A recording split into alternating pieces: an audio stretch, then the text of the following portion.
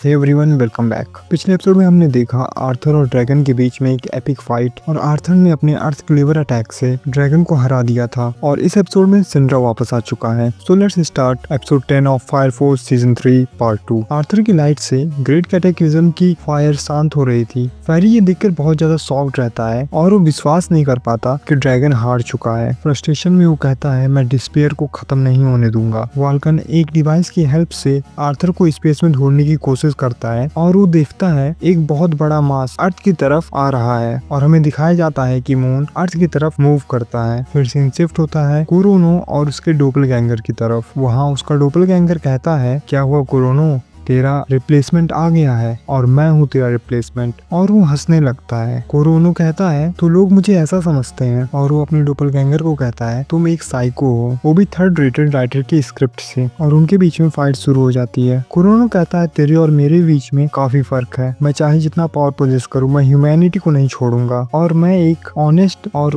Virtuous salary man हूँ, कोई psycho नहीं। और उसका डोपलगैंगर कहता है, तू बच्चों को टॉर्चर करता है। कुरोनो कहता है, मैं अपना काम करता हूँ और मुझे कंपनी से परमिशन मिला हुआ है। उसका डोपलगैंगर जोर जोर से हंसने लगता है और वायलेंट स्टेटमेंट पास करता है। कुरोनो कहता है कि क्या सच में लोग मुझे ऐसा समझते हैं? एक सैलरीमैन के लिए ऐसी इमेज अच्छी नहीं है। और उसका डोपलगैंगर बार बार वेपन को लीक करता है। कुरोनो कहता है कि अपने वेपन को लीक करना बंद करो। उसका डोपलगैंगर कहता है, तुम वीक को बुली करने वाले एक स्कम हो और मैं एग्जैक्टली वही इमेज हूँ और मुझे सोशल स्टैंडिंग में कोई इंटरेस्ट नहीं है, इसलिए मैं तुमसे ज्यादा पावरफुल हूँ। कुरोनो कहता है, तुम और मैं फंडामेंटली कंप्लीटली डिफरेंट है। उसका डोपलगैंगर कहता है, वो कैसे, बता डिफरेंस क्या है? कुरोनो कहता है, मैं सेल्फ सेंटर्ड हूँ लेकिन मैं अकेले नहीं लड़ता। मेरा स्ट्रेंथ पागलपन से नहीं आता है। मैं एक प्रोफेशनल सैलरीमैन हूँ। और वो ओगन से उसका ऑर्डर पूछता है। ओगन कहता है, गेट हिम। और कुरोनो अपने डोपलगैंगर को खत्म कर देता है। हम उस बड़े से आई लाइक स्ट्रक्चर को देखते हैं और उसमें एक क्रैक पड़ चुका रहता है। उसके बाद हम जोकर को देखते हैं जो कि कह रहा होता है कि लोग मुझे ऐसा इमेजिन करते हैं, सच में लोग मुझे कोई मॉन्स्टर समझते हैं क्या? और जोकर बहुत ही बुरी हालत